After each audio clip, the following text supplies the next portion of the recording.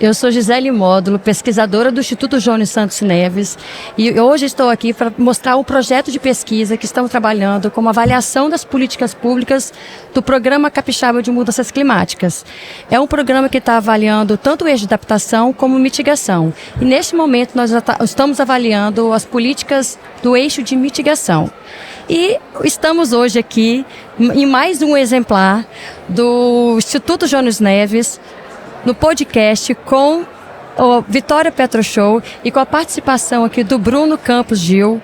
E hoje iremos falar sobre uma temática muito importante que se refere ao gás natural como uma estratégia de transição energética, principalmente no setor de transporte. Então, obrigada, Bruno, pela presença. E gostaria que você se apresentasse primeiramente para a gente. Gisele, eu que agradeço a oportunidade. A gente tem essa jornada em conjunto, né? A gente costuma falar lá na S-Gás que não existe uma única solução, uma bala de prata, não tem a panaceia, são soluções complementares. Então é uma oportunidade incrível estar aqui e me apresentando. Eu sou o Bruno, sou paulista, eu estou aqui nesse estado maravilhoso há 2 anos, né, conhecendo aqui o Espírito Santo, trabalhando numa empresa capixaba. A S-Gás é uma empresa capixaba para os capixabas, uma distribuidora de gás aqui do nosso estado.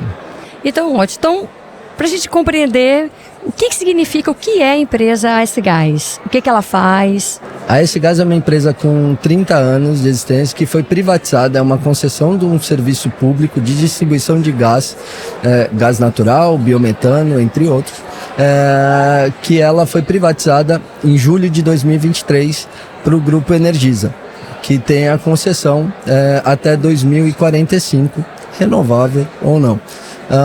A S-Gás, ela hoje atende 14 municípios do estado, né? E a gente pretende expandir até 2030 para mais 5 novos municípios, interiorizando o gás natural, o uso do gás natural. Então, explica pra gente o que é o gás natural, de onde ele vem, quais são os usos que pode ser feito desse gás. Legal.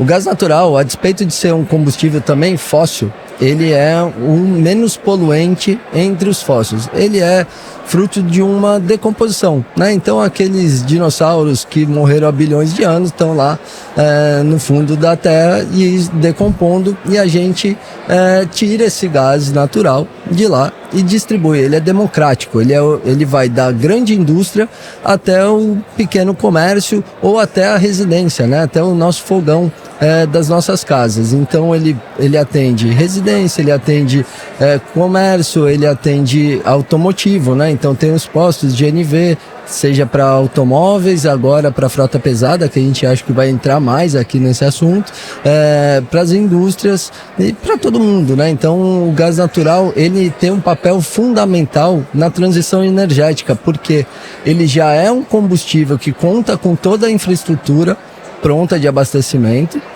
e ele pode ir sendo usado enquanto a gente não tem outras soluções prontas, como, por exemplo, a gente já vem falando muito do biometano. O biometano, ele já é uma solução pronta, mas ainda não em escala. Então vocês estão fazendo uma conexão de injetar o biometano dentro do gás natural e fazer esse uso junto? Na realidade, o biometano, ele é injetado na nossa rede de distribuição, né? Então, o biometano, já entrando, né? Ele também é um gás de uma decomposição, de uma matéria orgânica, como, por exemplo, do resíduo orgânico dos nossos lixos, né? Falando de uma forma mais simples. E ele pode ser injetado na nossa rede de distribuição, porque ele não tem diferença química ao gás natural. Ele, pela característica da decomposição, como é algo que acabou de ser decomposto, ele é mais benéfico para o meio ambiente. Ele emite menos CO2. Em termos de emissão de CO2, você sabe me informar qual é o percentual de redução que você tem em relação ao diesel, que a gente está falando do sistema de transporte, né, de caminhões de transporte pesado. Qual é a relação que você tem de emissão comparando com o diesel? Então, quando a gente fala em comparação com o diesel, eu vou até trazer os dois, né? A gente fala do gás natural, a gente já reduz 20%. Quando a gente fala do biometano, isso é praticamente zero. A gente fala de 90%. Então, essa que é a diferença. E como que está hoje, assim, a rede de gás canalizado, né, no Espírito Santo, o sistema de gás canalizado? Ele atende a demanda? Atende. Essa que é a grande diferença, né? É por isso que o gás natural tem esse papel relevante na transição, né? Ele é o caminho, ele é para um fim, né? Porque assim, a gente precisa chegar, de fato, em energias renováveis. Mas isso não é apertar um botão. Isso não é você virar a chave. Você precisa planejar, você precisa organizar, você precisa traçar um caminho, uma rota que seja viável. E o gás natural, por ter toda essa infraestrutura pronta, falando aqui do nosso estado, a gente já conta com 560 quilômetros de rede prontas para abastecer o sistema de transporte. E que aí você tem a expectativa é aumentar essa rede, né? Porque à medida que você quer espalhar isso, você tem que aumentar para atender a demanda do interior, principalmente. Perfeito. Que hoje acredito que não é tão abastecida pelo gás. Perfeito. Não só a rede e, por consequência, os usuários. Ordem de grandeza, né? Quando a gente privatizou a companhia, ela tinha 80 mil clientes conectados à rede de gás. Hoje a gente já tem mais de 90, a gente deve chegar em breve aos 100 mil nos próximos meses, 100 mil clientes conectados, ou seja, a gente pode considerar aí que são quase 300 mil pessoas atendidas pelo gás natural, e a nossa expectativa é dobrar em 5 anos o tamanho da empresa. Tá. E quem é o seu cliente, assim? Qual é o perfil dele? Qual o uso que ele... É o que eu falei no começo, o gás natural ele é democrático, então assim, desde a dona de casa com seu fogão, passando pelo pequeno comércio, aquele comércio que atende o bairro, passando pelo grande comércio, aquelas redes de restaurantes, shopping centers, passando por novos empreendimentos, como a gente tem aqui o icônico TAG, passando por indústrias de pequeno ou grande porte, que boa parte são conectadas ao gás natural, e, não menos importante, para o cliente automotivo, seja ele de veículo leve ou veículo pesado. Então, você sabe que a gente estava trabalhando, fazendo a avaliação da política pública que é do Gás Promover. E a gente fala muito do corredor sustentável. Você consegue falar um pouquinho qual é a participação da S-Gás no corredor sustentável? O que é o corredor sustentável? Essa que é a importância do planejamento quando a gente fala da transição, né? Quando a gente fala de um corredor sustentável, a gente está falando de caminhões e ônibus. Vamos falar aqui dos caminhões, né? Vamos falar do transporte. O transporte, ele não termina no limite do nosso estado. Ele continua, então isso precisa ser uma ação integrada. Então existem fóruns recorrentes com outros estados, com outras CDLs, né, que são as outras distribuidoras de gás dos outros estados, para entender aonde que tem que ter ponto de abastecimento que permita um caminhão sair do sul ao norte do nosso país, que é um país continental, né? E hoje já é possível. Hoje uma transportadora já consegue carregar a sua mercadoria no sul e entregar no norte. A gente já tem pontos de abastecimentos ao longo dessas rodovias. Quando a gente olha aqui para o nosso estado, né, e trazendo um pouco a lupa para o nosso estado, para ordem de grandeza, a gente tem 40 postos de GNV, né, de gás natural veicular. Desses 40 postos, 10% já conta com a infraestrutura de alta vazão, que é o bico rápido. O que isso significa? Que um caminhão, você pode imaginar, ele precisa de mais gás natural do que um veículo, né, pelo seu porte. Se ele abastece naquele posto que não conta com esse bico NGV2, que é o de alta vazão, ele vai demorar 50 minutos, 1 hora para abastecer o caminhão por completo. E isso no transporte é muito ruim, né? Porque tempo é dinheiro de fato na logística. Com o bico de alta vazão, ele consegue abastecer em 18 minutos. Então você falou que 10 postos dos 40 10%. A 10%. 4 postos já tem esse bico. Isso hoje. A gente está ligando mais um posto agora em maio. Então vamos contar com 5 postos. E até 2030, a nossa intenção é de ter 22 postos com esse bico de alta vazão. A gente já fez o mapeamento das principais rodovias do nosso estado, aonde que tem o maior volume de transporte, né, de caminhões e ônibus, e a gente está colocando esses postos e esses bicos de alta vazão de forma muito planejada e organizada junto a parceiros, né, junto a postos, enfim. Né? Então essa tarefa de colocar essa tecnologia, esse bico de alta pressão é da S-Gás? É parceria. É parceria com os postos. Com os postos. Ou parceria com os postos ou com transportadoras. Essa pergunta sua é muito interessante porque a gente tem uma oportunidade aqui. A S-Gás é uma empresa regulada, né? Pela ARSP, para garantir o equilíbrio, a isonomia, o interesse tanto da companhia quanto, sobretudo, dos usuários. E a gente tem aqui a nossa possibilidade de investimento em garagens, ou seja, a gente, aí sim, S-Gás e outras, eu confesso que eu não sei se tem outra distribuidora com essa mesma característica, com essa mesma oportunidade de investir dentro de garagens, de transportes. Então a gente pode fazer toda a infraestrutura de abastecimento, é lógico, precisa ter um volume de veículos ali que seja significativo, que justifiquem esse investimento, e então a gente está em negociação com alguns players importantes do mercado. Interessante. E quando você coloca essa introdução do biometano no gás natural, hoje você já tem essa mistura? Qual o percentual que ela tá? A gente já está usando esse biometano? Qual é a tendência? É ficar meio a meio? Existe um limite? Tá chegando. 100% depois, como que vai ser esse percentual entre os Eles são intercambiáveis, pode misturar sem problema nenhum, então não tem limite. A gente tem já o primeiro contrato assinado com a marca ambiental, e a injeção de biometano vai começar agora em 2026, com um potencial aqui da gente ter 300 mil metros cúbicos de biometano nas nossas redes, até aí eu estou falando mais para frente. E a gente, o consumidor, a gente sabe o que está usando ou como que não, é? Não sabe. Não sabe. Esse mercado de biometano, ele, como eu falei, ele é novo, né? Então ele ainda está sendo organizado. Acabou de sair, né, a lei que permite, que vai regulamentar, obrigado, que vai regulamentar o certificado. Então, ou seja, eu posso usar a molécula e eu posso ter o certificado, eu posso comprar o certificado para que eu tenha aqui a comprovação que eu estou contribuindo com a descarbonização. Entendi.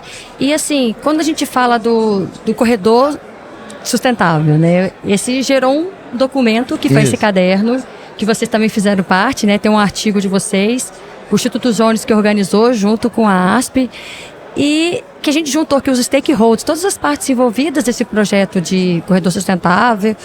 E eu queria que você comentasse um pouquinho qual é a sua experiência em produzir o artigo, se esse é algo que é algo rotineiro dentro das suas tarefas da empresa ou da S-Gás. Como que foi essa experiência de produzir um capítulo dentro do corredor, desse caderno Corredor Sustentável? Essa é uma outra característica, assim, admirável, né, para quem vem de fora, como eu, e incrível do nosso estado, de como os assuntos aqui são tratados com muita seriedade e muita profundidade, né, e com parcerias. Eu falo que qualquer projeto, seja ele pequeno, sobretudo grande, você não faz sozinho.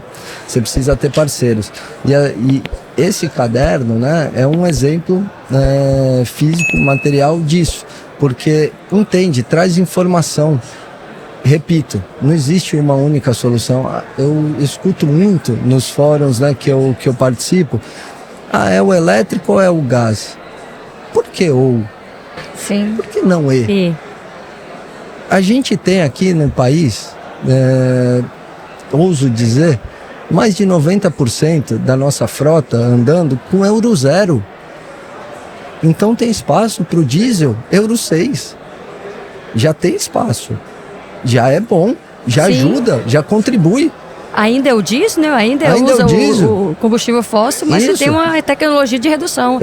Eu costumo falar, Gisele, que é um tripé, né? Então, assim, qualquer mudança, ela precisa respeitar hoje, na minha visão, o aspecto econômico, operacional e ambiental. Então, quando a gente traz aqui para o diesel, fala assim, economicamente, ele é viável, né? A gente está passando uma guerra agora e você vê que o mercado se regula. O mercado se regula, de uma forma ou de outra, com subsídio ou sem subsídio. Sim. O mercado se regula. Então, economicamente, ele é viável. Operacionalmente, não se fala. Operacionalmente, ele já funciona há anos, já tem uma cadeia toda montada, já tem conhecimento abundante sobre a operação do diesel. Ambientalmente, com perdão do trocadilho, ele não é sustentável. Ele não é sustentável. Então, isso abre a pauta para novas tecnologias. Sim. Aí quando a gente vai para o elétrico, ele ainda, economicamente, operacionalmente, ele ainda não avançou. Ele vai avançar, eu não tenho dúvida. Ele vai avançar, mas ele ainda não avançou. E para algumas soluções, como o last mile, como a entrega urbana, aquela entrega que precisa ser silenciosa, ele já funciona muito Sim. bem, obrigado. E quando a gente fala do gás, o gás, ele tem um equilíbrio, né, nesse tripé, nesses 3 pilares. Ele já é economicamente viável, então hoje você consegue comprar um caminhão com um preço muito similar, para não falar igual, ao que você comprar diesel. Ele é operacionalmente viável, porque, como eu falei, tem toda a infraestrutura montada, então já tem uma infraestrutura que você pode usar. Isso não é uma tecnologia nova, isso merece ser destacado, então é uma tendência mundial. Então, por exemplo, quando a gente fala de Madrid, desde 2023 decretou para o transporte urbano diesel zero, 90%. É gás. E assim, pegando esse gancho seu, Bruno, como que a gente pode avaliar assim, a percepção que às vezes do usuário, que às vezes pode ter uma resistência, ou do próprio frotista, né? Tem uma resistência maior de usar o gás ao invés do diesel, que já está acostumado em termos de eficiência energética, de consumo. Existe essa análise, essa abordagem, assim, essa resistência, percebe isso, essa resistência de usar o gás? Eu acho que não é uma resistência de usar o gás. E não é uma resistência, é uma etapa natural de qualquer transição. Então, como eu falei, vamos imaginar uma transportadora, que ela tem lá os veículos dela hoje a diesel. Ela já tem uma cadeia montada, ela já tem a revenda, porque a revenda Sim. é uma parte importante da cadeia, que a gente não pode ignorar. A manutenção é outra etapa muito relevante do Sim. processo dela. E eu tenho certeza que todo transportador tem lá 200 telefones no WhatsApp de peça original, paralela, nova. E vai ter que ter isso pro gás, para que, né? Mas aí é aquela questão do ovo e da galinha, né? O que vem primeiro? Sim. E sempre tem alguém que destrava essa roda. A gente já tem hoje uma transportadora no nosso país que conta com mais de 300 caminhões a gás e está na etapa de revender esse caminhão, ou seja, a engrenagem está começando a andar.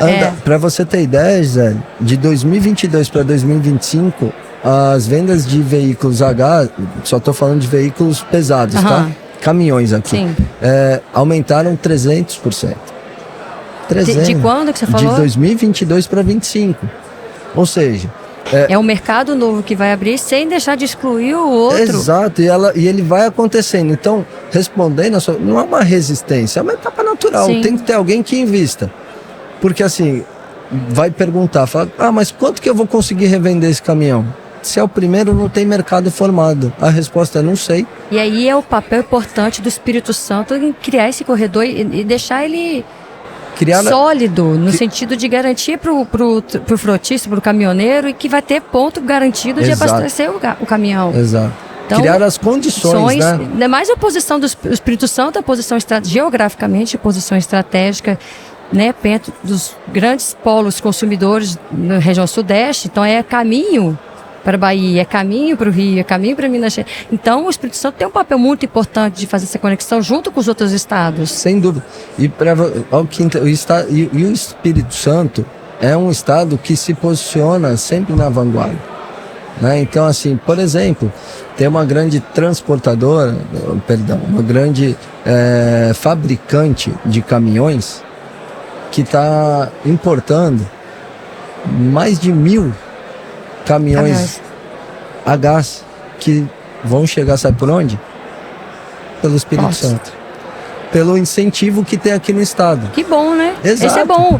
E assim, pra gente concluir, como que você, ou uma frase curta, de um desafio e de uma oportunidade que você enxerga o mercado de gás no Espírito Santo, que a gente, pra concluir a nossa... Acho que o desafio é ter cada vez mais players, e eu acho que isso já está sendo superado, porque a gente tem novos players, como eu falei, tem esse novo fabricante que está importando. A gente já tem um outro fabricante que ele já lidera o mercado, ele acredita nesse mercado desde 2019.